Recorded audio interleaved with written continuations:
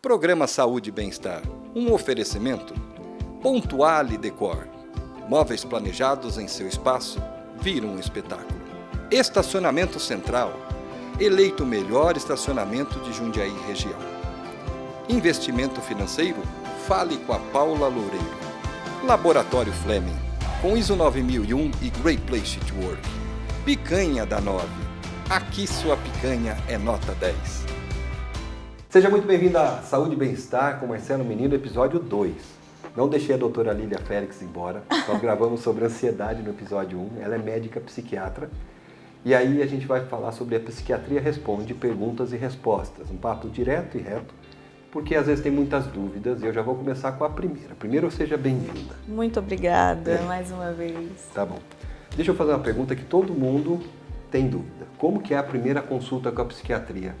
Ótimo. O paciente apanha, bate, você morde, o que acontece lá? Porque o paciente já está com medo de ir no psiquiatra. Sim, já acha, poxa, eu não sou louco para precisar ir no psiquiatra. Às vezes tem esse pensamento preconceituoso. Como que é a primeira consulta? Isso, infelizmente ainda existe, né? E que bom que a gente pode aqui desmistificar um pouco do que é essa primeira consulta. Porque, na verdade, a psiquiatria ela pode ser leve, não precisa ser esse peso da loucura, da vergonha. Isso. Né? Então, a primeira consulta da psiquiatria, na verdade, é uma conversa, uma boa e longa conversa, para a gente entender, primeiro, né, o que está trazendo ali. Por que você veio? Por que decidiu agendar aquela consulta? E é comum dos pacientes estarem em sofrimento há anos e com medo de passar, né? Com medo de tratar, de tomar um remédio, porque não compreendem como que funciona ou porque tiveram experiências ruins com profissionais lá atrás, né? Então, a ideia é a gente desmistificar o que é um bom atendimento. Então, entender por que o paciente está ali. Na primeira consulta, a gente faz a identificação do paciente. Quem que é você, né? Que é o contexto de vida, porque as pessoas não adoecem do nada, concorda? Então, quem que é você? Com quem que você vive? Que tipo de relacionamentos você tem? Como que é a estrutura da sua família? Com que você trabalha? Qual que é a sua formação religiosa? Se é que você tem alguma crença? Então, é preciso contextualizar quem que é você, para além de sintomas, para além do adoecimento, né? Então, fazendo isso, a gente identifica o que são os sintomas que estão incomodando, há quanto tempo eles acontecem, qual que é a intensidade, a frequência, que prejuízo que está causando na sua vida, né, dentro da sua casa.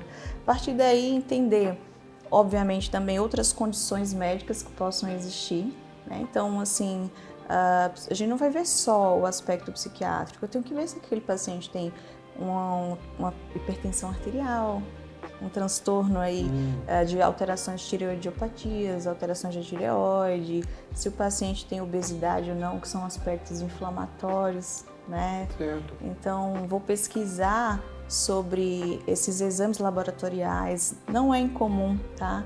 Receber pacientes que estão com alteração de tireoide, e isso determina, sim, alterações psíquicas. Então, não dá para tratar só a questão subjetiva, a gente tem que ver o paciente como um todo. Aspectos familiares, né? Porque nós não viemos da poeira cósmica, então a gente divide carga genética aí. Então, se eu tenho um pai e uma mãe que são depressivos, por exemplo, eu tenho mais chance de desenvolver a depressão, tanto quanto outras doenças, como é o caso da própria diabetes, ou de qualquer outra doença que tem um caráter aí genético associado também, né? E daí a gente vai conversar nessa primeira consulta sobre as expectativas do paciente, sobre os medos que o paciente tem em relação à medicação, o passo a passo, que vai além do remédio, o que é necessário para modificar aquilo tudo e depois a gente poder acabar e finalizar aquele tratamento de uma forma segura para evitar que haja recorrência da doença, recidiva da doença. Então, é um momento que se explica. Eu gosto muito de explicar para o paciente os efeitos esperados da medicação, para que ele, começando o tratamento e sentindo algum mal-estar, não pare. Eu acho que esse momento de educar o paciente, de orientar e de ouvi-lo, faz com que a adesão ao tratamento seja muito melhor. Sim. Posso estar errado, mas você olhou o paciente como um todo. Quem é ele, qual a família com que ele trabalha, né? A sociedade, tudo. Você faz um bate-papo, vamos dizer assim, olhando ele como um todo, e aí depois vai avançando para as dores, e aí, que legal, tá bom. Tá vendo? Vendo? Não morde, não bate, nada. Não, é até Não, legal. porque é muito comum, né? Principalmente na mentalidade, posso estar errado, mas dos mais antigos, eu não vou procurar médico, eu não sou louco, entendeu? Não vou, entendeu? Sim. Também a psiquiatria, ela evoluiu muito de um tempo para cá, né? Ela vem com novos olhares.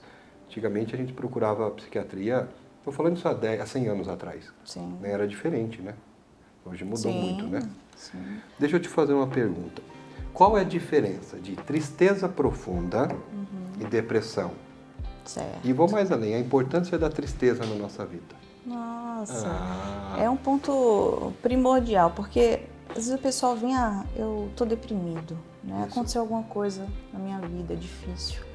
Porque estar vivo significa sofrer. Isso faz parte da vida, ninguém se isenta de sofrimento. A angústia te acompanhará. Sempre. E eu posso te falar que é o que une os seres humanos. A gente pode ter situações sociais distintas, imagem, constituição familiar, né, empregos, formação acadêmica. E o sofrimento, ele une todos nós num contexto só, porque não tem quem esteja isento. Né? É rico, não sofre, tem dinheiro, não sofre. Não, tem saúde, é bonito, não sofre. Né? Não existe. Então o sofrimento nos une, né? A dor nos une de alguma forma. E a tristeza, na verdade, é um sinal, como as outras emoções. Né? Então a gente precisa ouvir mais os sentimentos. Então, se eu estou triste, o que está acontecendo que está me fazendo sentir essa tristeza? Será que eu estou caminhando numa jornada minha, né, pessoal, espiritual, familiar, profissional, por um caminho que eu quero? Então, às vezes, as emoções e a tristeza vai trazer isso, que é a introspecção. Então, é o momento em que a gente volta para nós e não para o externo, para tentar perceber a nós mesmos, compreender o que é que está errado, o que é que está certo, se os nossos propósitos estão alinhados com os nossos valores, com a nossa caminhada. Então, é interessante, Marcelo, porque a gente não se move quando está confortável, não é? A gente se move no desconforto, é verdade. Entende? Se eu estou gostosinho aqui, eu não vou sair daqui. Então, no desconforto, eu vou sair, eu vou procurar. Que realmente vão... se aquele emprego tá ruim, eu vou tentar outro. Se me demitiram, eu vou buscar outro. E às vezes é no outro que eu encontro uma satisfação. Então, a gente não está acostumado a lidar com tristeza, né? Principalmente nesse momento sociocultural, de redes sociais, em que tá todo mundo bonito, feliz, viajando, alegre, fazendo meditação, leitura matinal, né? E é um cenário impossível de se alcançar, porque ali não se fala das partes ruins, né? A gente não mostra o dia que está com dor, o dia que brigou ali com o parceiro, que deu errado. Né? Então, assim, claro, nem tanto nem tão pouco. Tá? Então, é interessante a gente reconhecer a tristeza, a melancolia, aquele momento de, nossa, vi um luto, tive uma perda importante de um familiar, de um ente querido, vou ter a tristeza, as minhas funções vão ficar mais down, vou estar mais embaixo, aquela energia não vai ser a mesma, tá? E isso é diferente de uma depressão, né? Que por critério passa aí pelo menos 2 semanas, mas com um prejuízo funcional muito maior para a vida do ser humano. Então perde-se autoestima, o interesse pela vida, né? Não só o lazer, mas coisas que eram interessantes deixam de ser. Nossa, eu tinha prazer em fazer isso. Hoje tá sem graça. Tudo fica cinza. Tudo fica cinza. E realmente, quando a gente não tá bem, a nossa visão de mundo, ela muda. Eu até falo, olha, vamos começar o tratamento, evita tomar grandes decisões até a gente estabilizar um pouco, porque as nossas decisões e a forma como a gente lida com o outro altera quando a gente não tá bem.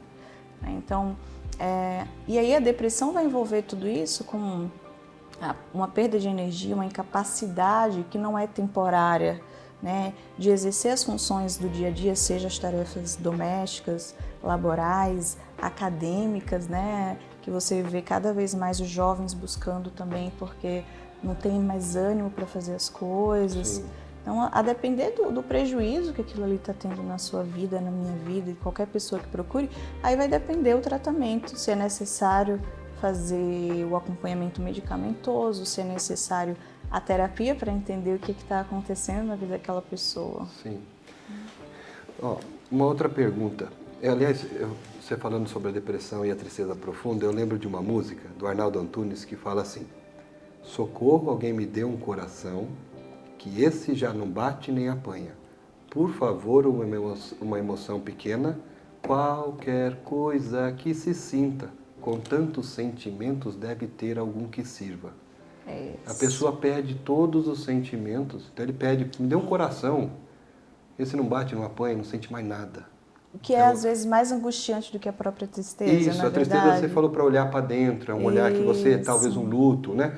Tipo um ritual de passagem, mas a depressão já tem necessidade Exato, que isso é o que a gente chama de um embotamento afetivo, né? afetivo. A pessoa já não tem aquela tristeza tão grande, mas ela também não tem alegria. Sim. Né? Então, ela não tem motivação nenhuma, e daí entra a necessidade das emoções, né? Isso. Então, a tristeza é importante, a raiva. Quantas vezes a gente se mobiliza por um sentimento de raiva? Isso, né? O orgulho, a vontade de realizar. Então, assim, é bem interessante essa música, porque as pessoas trazem, isso já não faz. Né? Nem o que eu gostava já não consigo mais fazer, não tem graça. A arte imita a vida. Né? Então, a arte vem. Mas agora, depois do break, nós vamos falar sobre tratamentos para depressão, porque tem pessoas que talvez precisam desse tratamento, nós vamos falar um pouquinho sobre isso. Nós vamos para o intervalo e já voltamos já.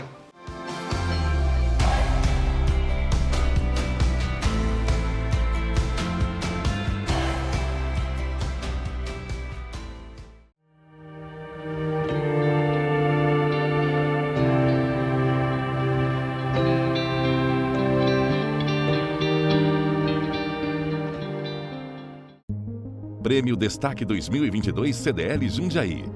Melhor na categoria Laboratório. Flaming Laboratório. Sabe aquele sabor irresistível, suculento e cheio de tradição? Apresentamos a Picanha da 9, onde a tradição do churrasco ganha vida. Nossas picanhas são selecionadas a dedo. Trabalhamos somente com cortes nobres, garantindo o máximo de sabor em cada mordida. Acompanhadas de guarnições exclusivas e um atendimento de excelência, a Picanha da 9 é a escolha perfeita, seja para o seu almoço executivo ou suas celebrações. Picanha da 9, onde a picanha é nota 10. Venha nos visitar hoje mesmo e descubra o autêntico sabor do churrasco. Avenida Pedro Blanco da Silva, 608, Anhangambaú, Jundiaí.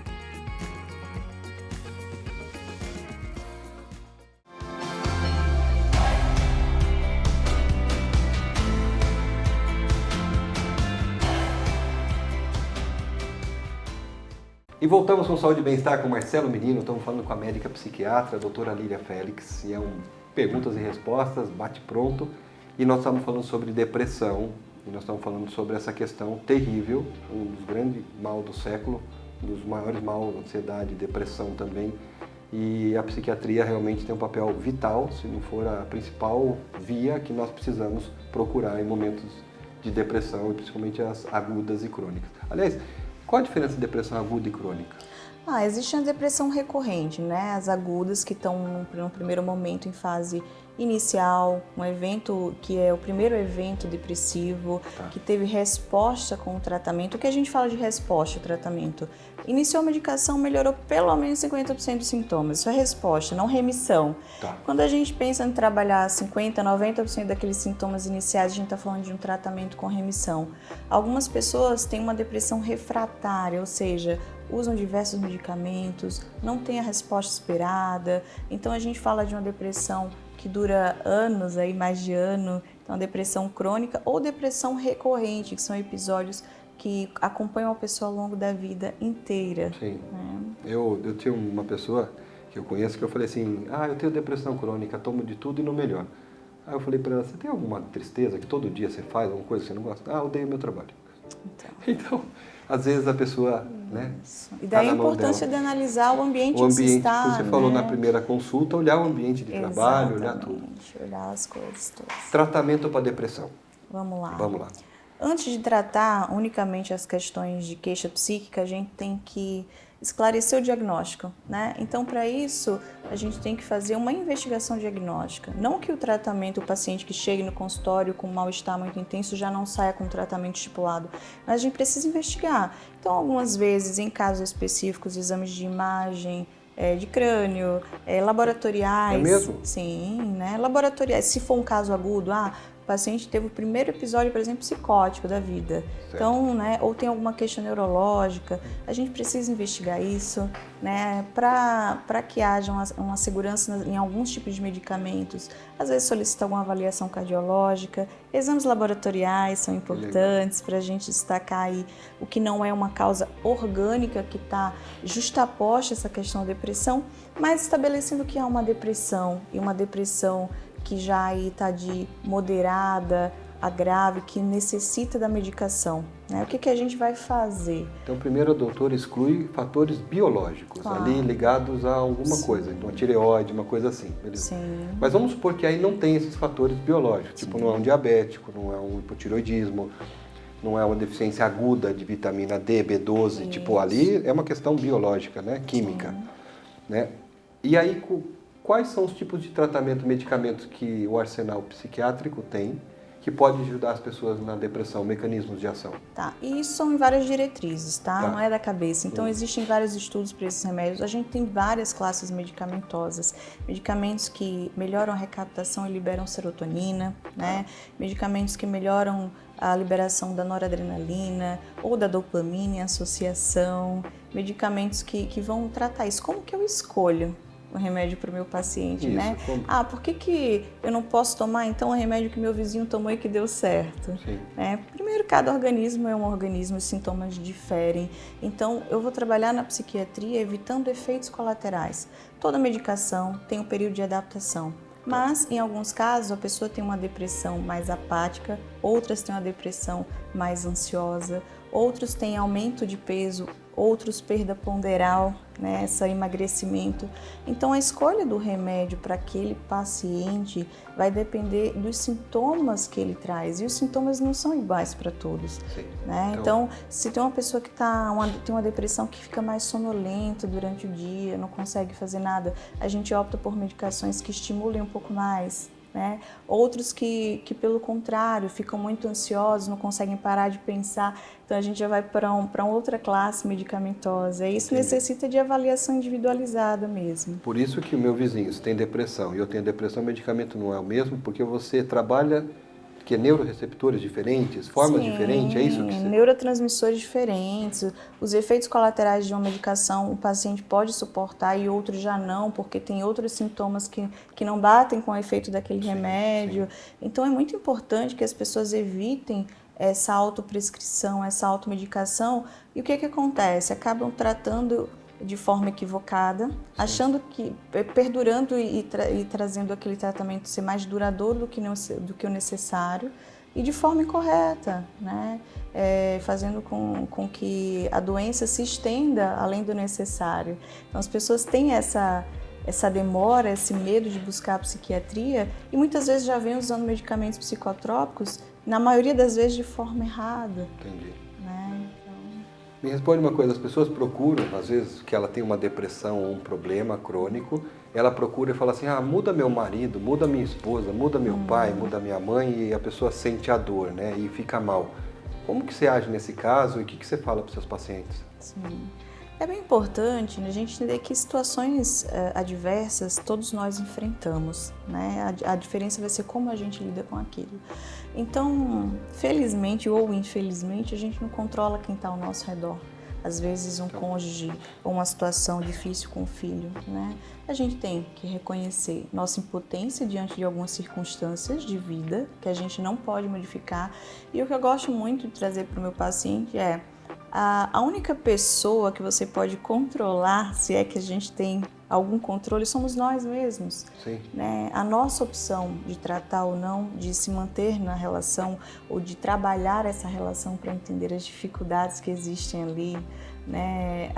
O tratamento bem feito, as mudanças de rituais, de rotina. Sim. Então, a gente não consegue atribuir isso ao outro. É muito grave quando você pega a sua vida, que é a coisa mais preciosa que você culpa tem. é do outro. E você transfere totalmente para o outro, porque o que acontece? Se o outro falha com você, e nós somos falíveis, né? Nós todos somos seres humanos, o seu mundo cai. Né? Então, se você deposita sua energia naquela pessoa Sim. e ela não atende suas expectativas, desanda. Se você coloca sua energia só no seu trabalho e o seu trabalho vai mal, você adoece. Então, o que é difícil, o que é saúde? É equilibrar. Né? É a gente ter um equilíbrio nas áreas da vida. Sim. É esse o grande desafio, não é trazer grandes coisas, é fazer o básico bem feito. É olhar para você e ver o que você tem no controle, né? Isso. Posso estar errado, acho que é Epicuro que fala, né?